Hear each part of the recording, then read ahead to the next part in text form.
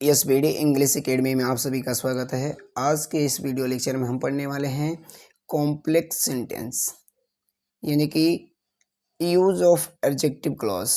Adjective clause का प्रयोग करके हम कॉम्प्लेक्स सेंटेंस को कैसे बना सकते हैं, इस वीडियो लेक्चर में हम जानेंगे। पिछले वीडियो लेक्चर में हम लोगों ने यूज ऑफ नाउन क्लॉज का प्रयोग करके कॉम्प्लेक्स सेंटेंस को बनाना सीखा था। यदि आपने उस वीडियो को नहीं देखा है तो चैनल के प्लेलिस्ट में जाइए और वहाँ से इस वीडियो को देख लीजिए। ठीक है, कॉम्प्लेक्स सेंटेंस कैसे बनता है। ठीक है, तो इस वाले वीडियो लेक्चर में हम पढ़ने वाले हैं यूज ऑफ एडजेक्टिव क्लॉज। अब देखिए एडजेक्टिव क्लॉज क्या है। ठीक है, एडजेक्टिव क्लॉज किसी रिलेटिव प्रोनाउन, जैसे यहाँ पे दिया है whom, which, that, अथवा किसी रिलेटिव एडवर्ब। अब रिलेटिव एडवर्ब के अंतर्गत क्या क्या आते हैं, हाउ, व्हाई, व्हेन, वेयर से क्या होता है, स्टार्ट होता है। यानी कि जो एडजेक्टिव क्लॉज हमारा होता है या तो वह रिलेटिव प्रोनाउन से चालू होगा या तो रिलेटिव एडवर्ब से स्टार्ट होगा। यहाँ तक क्लियर है। अब ये जो देखिए, आपको ये चीज़ें थोड़ा सा आपको माइंड में रखनी है कि रिलेटिव प्रोनाउन के अंतर्गत क्या क्या चीज़ें आती हैं, whom, whose, whom, which और that। ठीक है, रिलेटिव एडवर्ब के अंतर्गत आता है हाउ, व्हाई, व्हेन, वेयर। ठीक है, एग्जाम्पल से हम समझेंगे कि एडजेक्टिव क्लॉज का प्रयोग किस प्रकार से होता है। ठीक है, यहाँ पे देखेंगे एक सेंटेंस लिखा गया है कि आई शॉ अ डॉग, मैंने एक कुत्ते को देखा। whom was laying on the road, जो कहाँ पड़ा हुआ था, सड़क पर पड़ा हुआ था। अब ध्यान देंगे पिछले वाले, यानी कि जब हम नाउन क्लॉज का प्रयोग कर रहे थे तो वहाँ पे जब हूँ का प्रयोग हम कर रहे थे तो हूँ का प्रयोग की कौन के लिए कर रहे थे, और इसमें यानी कि एडजेक्टिव क्लॉज में जो हूँ का अर्थ निकल के आएगा यहाँ पे जो करके आएगा। अब इसको सेंटेंस को आप पूरा कंप्लीट करिए। ये हूँ जो होता है आपको एडिशनल जानकारी देता है, यहाँ पे दूसरे वाले सेंटेंस के विषय में एडिशनल जानकारी देता है। और यहाँ से आपका हूँ was laying on the road, ये आपका क्या चीज़ है, एक एडजेक्टिव क्लॉज है। ये पूरा क्या है, एडजेक्टिव क्लॉज है। समझ में आ रही है।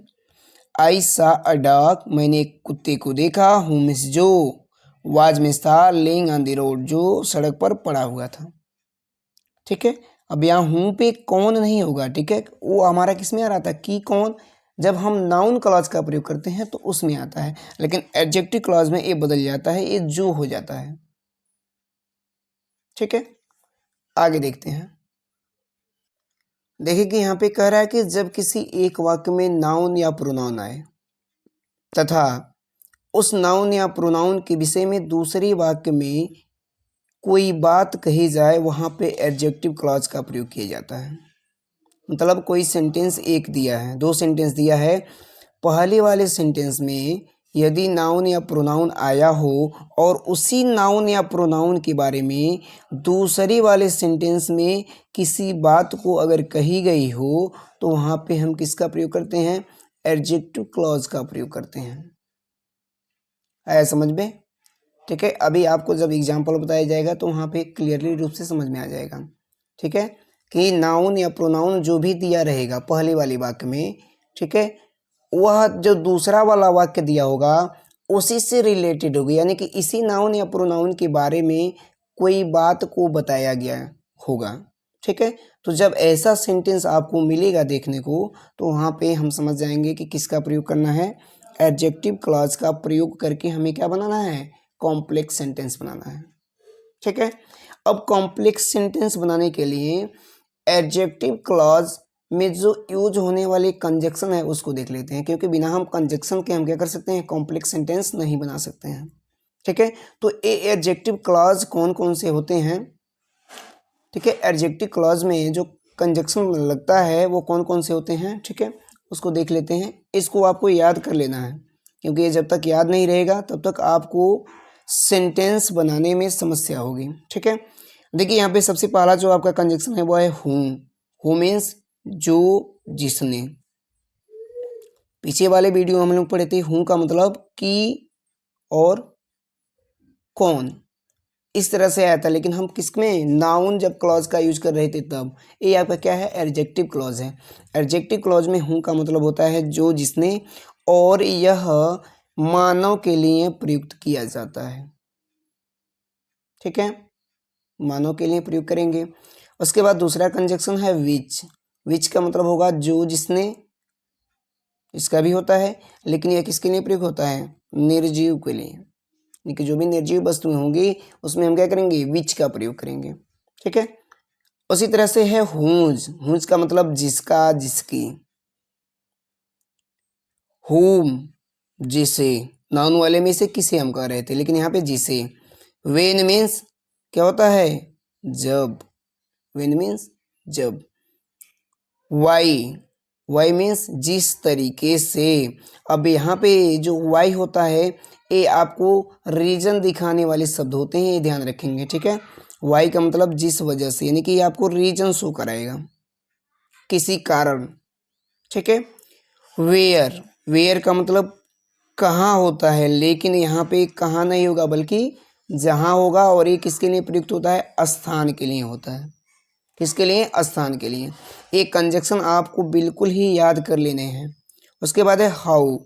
हाउ का मतलब होता है जिस तरीके से, जिस तरीके से, और एक किसके लिए प्रयुक्त किया जाता है, आचरण के लिए, मैनर्स के लिए। ठीक है, तो इतना कंजक्शन आपको याद कर लेने हैं। अगर इतना कंजक्शन आपको याद है, ठीक है, तो इन कंजक्शन की सहायता से हम क्या कर सकते हैं, एडजेक्टिव क्लॉज का प्रयोग करके कॉम्प्लेक्स सेंटेंस को आसानी तरीके से बना सकते हैं। ठीक है, अब आते हैं हम अपने एग्जाम्पल पे। ठीक है, अब एग्जाम्पल जैसे आएगा आपको समझ में आना चालू हो जाएगा। ठीक है, देखते हैं एग्जाम्पल। चलिए यहाँ से सेंटेंस को हम देखते हैं। कह रहा है कि I gave him a book, मैंने उसे क्या दिया, एक पुस्तक दिया। The book was very cheap, book क्या थी, बहुत सस्ती थी। अब एक चीज पहले हम आपको बता दें, पीछे आपको बताया गया है कि जब एक वाक्य में नाउन या प्रोनाउन आया हो और उस नाउन प्रोनाउन के विषय में दूसरे वाक्य में कोई बात कही गई हो। अब देखिए यहाँ पे क्या कह रहा है कि I gave him a book, मैंने एक क्या दिया, बुक दिया, मीन्स किताब दिया। अब इस किताब के बारे में अगले वाले सेंटेंस में कुछ कहा गया है। ठीक है, क्या चीज़ कहा गया है कि the book was very cheap, book क्या थी, बहुत सस्ती थी। तो इस पहले वाले नाउन के विषय में ही दूसरे वाले सेंटेंस में बताया गया है।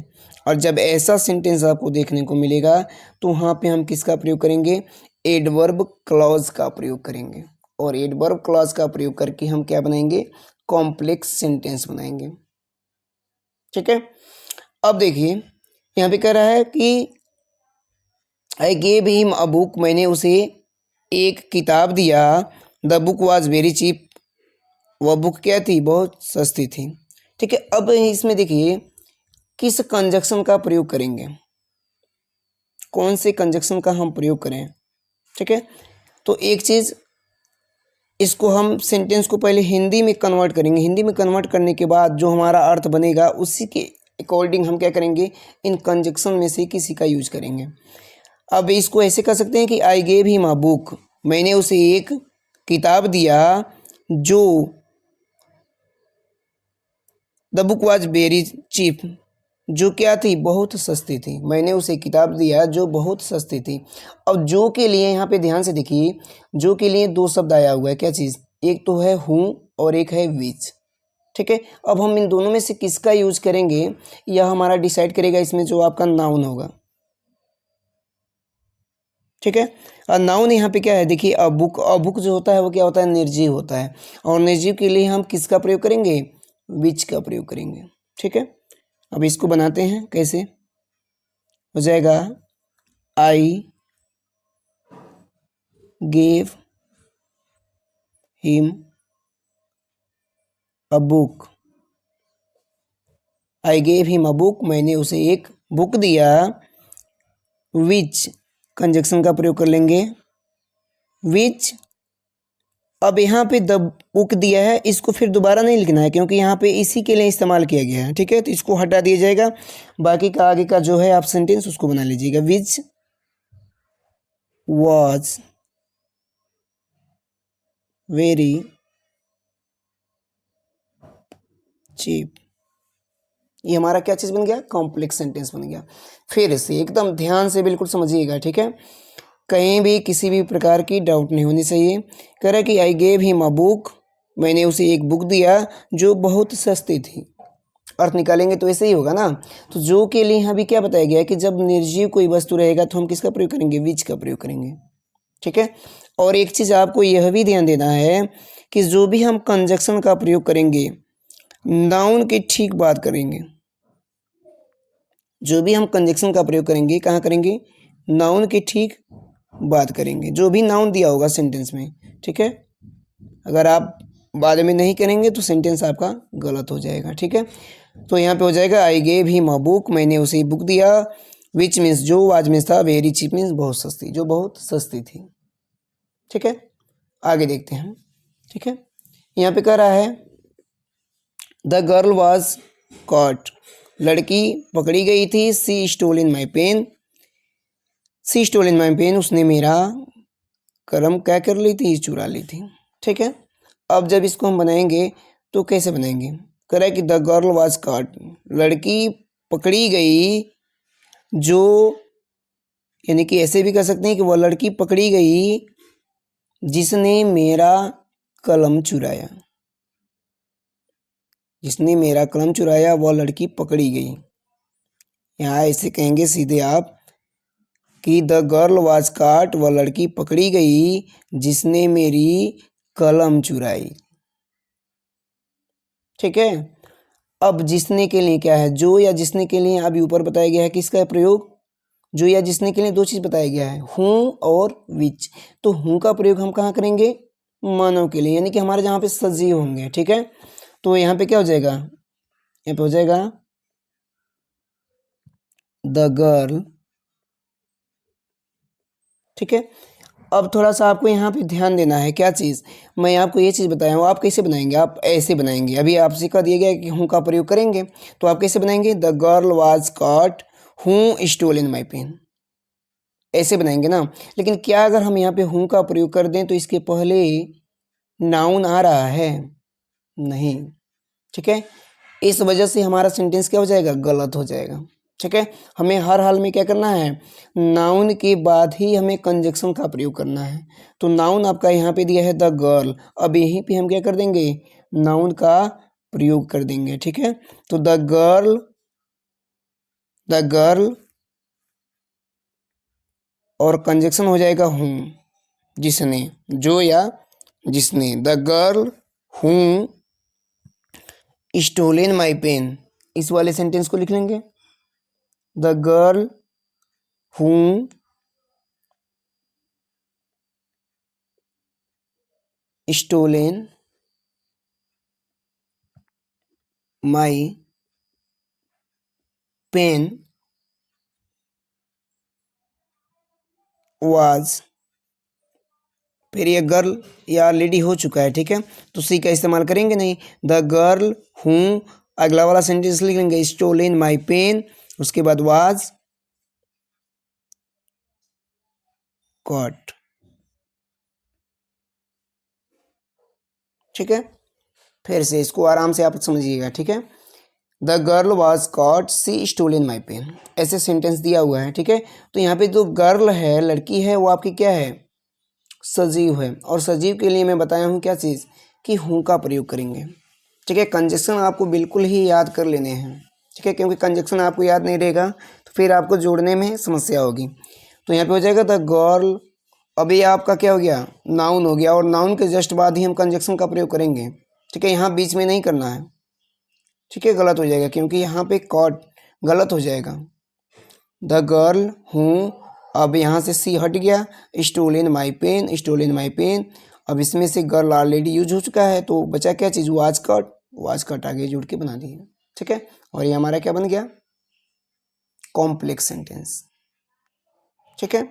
यहाँ तक क्लियर हुआ। कुछ और एग्जाम्पल को हम आगे देखते हैं, देखेंगे आगे। कह रहा है कि the pen is mine, pen क्या है, मेरा है, it is on the table, जो कहाँ पे है, मेज पर है, जो मेज पर है। अब ध्यान देंगे, ए नाउन दिया है, क्या चीज़, नाउन दिया है, और इसी नाउन के विषय में अगले वाले सेंटेंस में बताया गया है कि द पेन इज माइन, यह कलम मेरा है, और इसी के विषय में बताया गया कि यह कहाँ पे है, it is on the table, और यह टेबल पे है।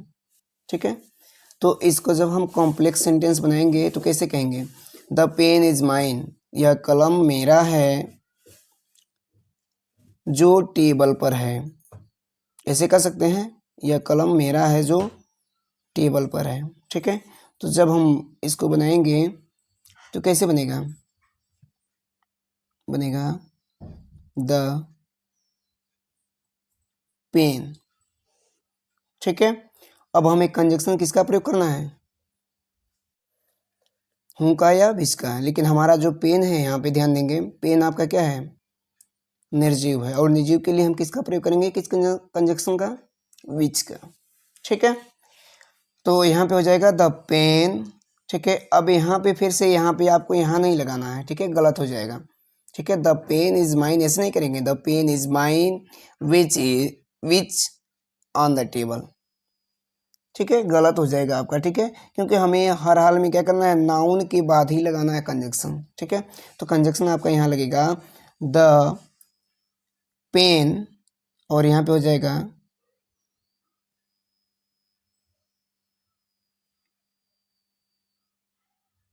विच, द पेन विच। अब अगला वाला यहाँ पे हट गया क्योंकि यह पेन के लिए इस्तेमाल किया गया है। अगला वाला सेंटेंस लिख लेंगे, इज ऑन द टेबल। ठीक है, यहाँ तक क्लियर है, the pen which is on the table. अब यहाँ पे क्या हो गया, इज माइन। द पेन, कलम, जो मीन्स जो, इज मीन्स है, ऑन द टेबल, टेबल पर, वह कलम जो टेबल पर है, इज माई, मेरा है समझ में। ठीक है, आगे देखेंगे अगला वाला। ठीक है, और इसमें आप पक्का गलत करेंगे। ठीक है, क्योंकि आपको जो रूल बताए गए हैं उसके अनुसार ही बनाएंगे तो गलत होगा। ठीक है, कह रहा है कि आई हैव अ डॉग, मेरे पास क्या है, कुत्ता है, और इट इज़ वेरी फेथफुल, और ये क्या है, बहुत बहुत ही फेथफुल है। ठीक है, वफादार, बहुत ही क्या है, वफादार है। अब देखिए, अब जब इसका यूज करेंगे तो कैसे करेंगे, आप जब बनाएंगे तो कैसे बनाएंगे, अब बनाएंगे I have a dog, I have a dog, मेरे पास एक कुत्ता है जो बहुत वफादार है, ऐसे ही बनाएंगे ना। ठीक है, अब यहाँ पे आपको एक चीज, क्या जो के लिए मैं क्या चीज बताया था, जो कंजक्शन का बताया था, हूँ और विच। ठीक है, हूँ बताया गया था आप मानव के लिए या सजीव के लिए, और विच का प्रयोग जो निर्जीव के लिए प्रयोग हो रहा था। लेकिन आपको यह ध्यान देना होगा, ठीक है, कि यदि जब किसी जानवर के विषय में बात किया जा रहा हो, ठीक है, तो वहाँ पे हम कंजक्शन हूँ का प्रयोग नहीं करते हैं, बल्कि विच का ही प्रयोग करते हैं। अब विच किस लिए क्यों करते हैं, इसके पीछे भी कारण है। ठीक है, यहाँ पे देखेंगे, कारण कि आई हैव अ डॉग, मेरे पास एक कुत्ता है, इट इज़ वेरी फेथफुल, और ये इट का प्रयोग कर दिया गया है क्योंकि इस कुत्ते के बारे में, ये जो कुत्ता है पावरफुल को शो कराने के लिए नहीं दिखाया गया इसमें। ठीक है, यदि यहाँ पे शेर होता, यदि यहाँ पे शेर होता कि आई हैव अ लायन, ठीक है, अगर शेर के विषय में बात की गई होती या गाय के विषय में बात की गई होती, तो यहाँ पे आपका जो सब्जेक्ट आता है यहाँ पे सेकेंड वाले सेंटेंस में, या तो वहाँ पे प्रोनाउन ही का प्रयोग होता है, यहाँ सी का प्रयोग होता। तो उस कंडीशन में हम यहाँ पे क्या करते, हूँ का प्रयोग करते हैं, क्योंकि उस वाले सेंटेंस में शेर को पावरफुल दिखाने के लिए किया गया है। ठीक है, और जहाँ पे किसी चीज़ को पावरफुल तरीके से दिखाने का प्रयास किया जाता है, वहाँ पे हूँ का प्रयोग किया जाता है। लेकिन इस वाले सेंटेंस में इट का प्रयोग किया गया है, यानी कि बाकी जानवर, बाकी जितने भी जानवर आएंगे उनके साथ, सबके साथ विच का ही प्रयोग होगा। ठीक है, लाइन को छोड़कर, वो भी कब, जब उसको पावरफुल को दिखाया गया हो। इस कुत्ते के बारे में पावरफुल स्टेंच को दिखाया गया हो, उस कंडीशन में हम क्या करेंगे, हूँ का प्रयोग करेंगे। बाकी के साथ विच का ही प्रयोग करना है, ठीक है। तो अब ऐसा नहीं करेंगे यहाँ पे हूँ लगा देंगे, कहेंगे यहाँ तो सजीव है, ठीक है, गलत हो जाएगा। यहाँ पे क्या लगाएंगे, विच लगाएंगे। क्या हो जाएगा, विच इज वेरी फेथफुल, ठीक है। फिर से एक बार इसको आप समझ लीजिए, ठीक है, नहीं तो आपके लिए समस्या हो जाएगी। कह रहा है कि आई हैव अ डॉग, मेरे पास क्या है, कुत्ता है। विच मीन्स जो, इज मीन्स है, वेरी मीन्स बहुत, फेथफुल मीन्स वफादार, जो बहुत वफादार है। ये आप गलत इसलिए करेंगे क्योंकि आप सोचेंगे कि यहाँ पे क्या चीज़ दिया हुआ है, सजीव दिया हुआ है, सजीव दिया हुआ है, लेकिन हम जानवरों के लिए हम किसका प्रयोग करते हैं, विच का प्रयोग करते हैं, ठीक है। यदि आपको अभी बताया गया कि यदि वह शेर के विषय में बात बताया गया होता या गाय के बारे में बताया गया होता और इन जानवरों के विषय में कोई ऐसा चीज़ बताया गया होता कि जो उनके पावरफुल को शो करता हो, अगर ऐसा चीज़ बताया गया होता तब वहाँ पे हम क्या करते, विच के जगह पे किस कंजक्शन का प्रयोग करते, हूँ का ही प्रयोग करते और हमारा कॉम्प्लेक्स सेंटेंस बन जाता, ठीक है। लेकिन यहाँ पे किसी भी प्रकार का ऐसा भाव नहीं दिख रहा है दोनों सेंटेंस में। I have a dog, it is very faithful, कोई पावरफुल चीज़ें इसमें दिखाई नहीं गई हैं कुत्ते के बारे में, ठीक है। इसलिए किसका प्रयोग होगा, विच का, ठीक है।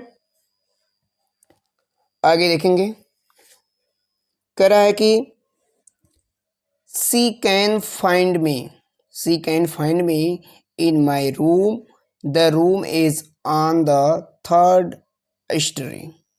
शी कैन फाइंड मी, वह मुझे पा सकती थी, इन माई रूम, मेरे कमरे में, द रूम, अब देखिए इस रूम के विषय में, ये जो रूम है इसी रूम के विषय में बताया गया अगला वाला सेंटेंस, ठीक है, इसी रूम के विषय में बताया गया। और आपको स्टार्टिंग में ही बताया गया है कि पहले वाले सेंटेंस में जो नाउन या प्रोनाउन दिया होता है, सेकंड वाले सेंटेंस में उसी नाउन या प्रोनाउन के बारे में कुछ बात कही गई होती है। और यहाँ पे क्या चीज़ कहा जा रहा है कि the room is on the third story, और जो रूम है कहाँ पे है, तीसरी मंजिल पे है। आ रही है समझ में, ठीक है। तो यहाँ पे जब हम बनाएंगे कैसे बनेगा, ये हो जाएगा आपका she can find, she can find me in my room.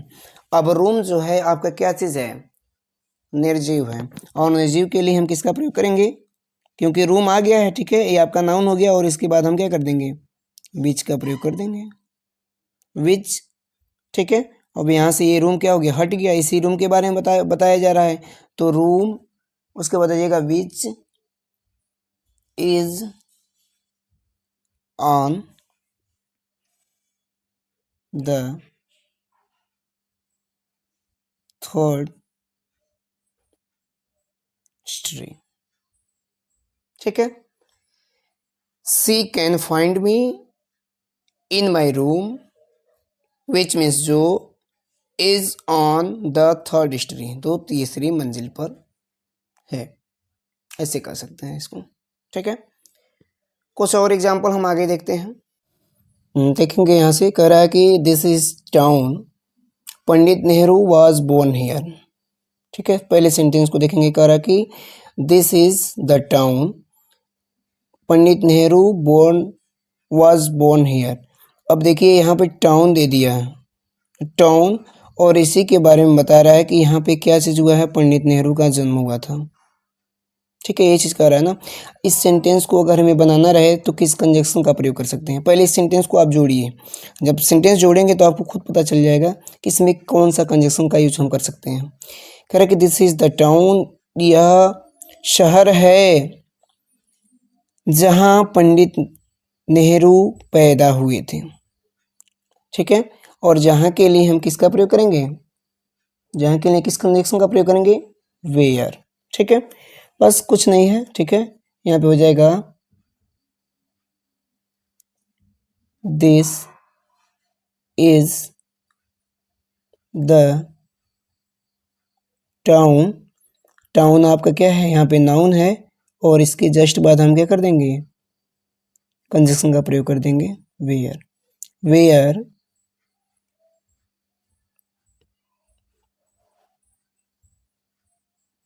Pandit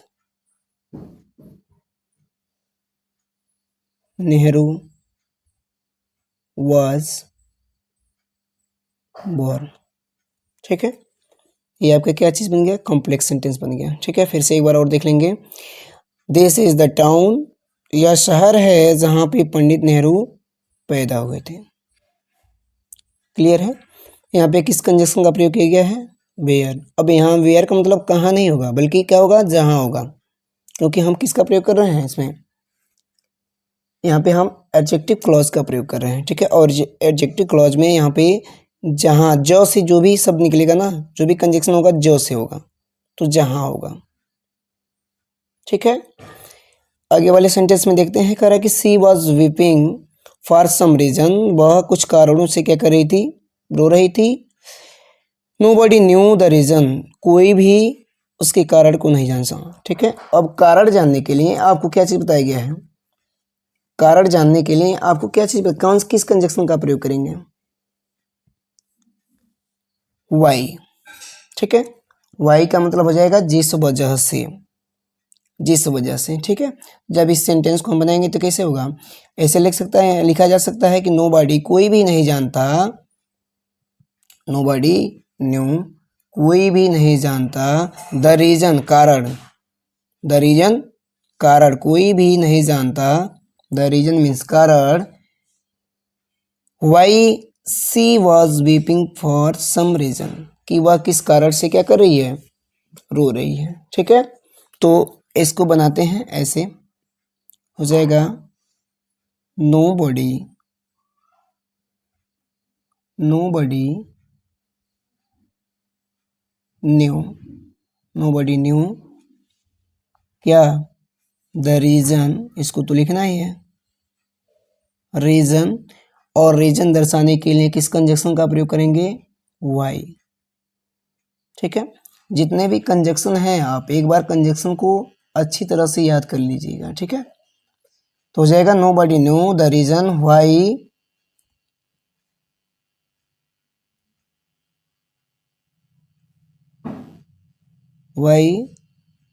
C was weeping. ठीक है, ये हमारा कॉम्प्लेक्स सेंटेंस बन गया। ठीक है, अब इस चीज को नहीं लिखना है, फॉर सम रीजन, इस चीज को नहीं लिखेंगे आप। ठीक है, क्योंकि इसका मतलब कोई नहीं है। ठीक है, ये ऑलरेडी इसमें आपका जो वाई लग गया इसमें आ गया।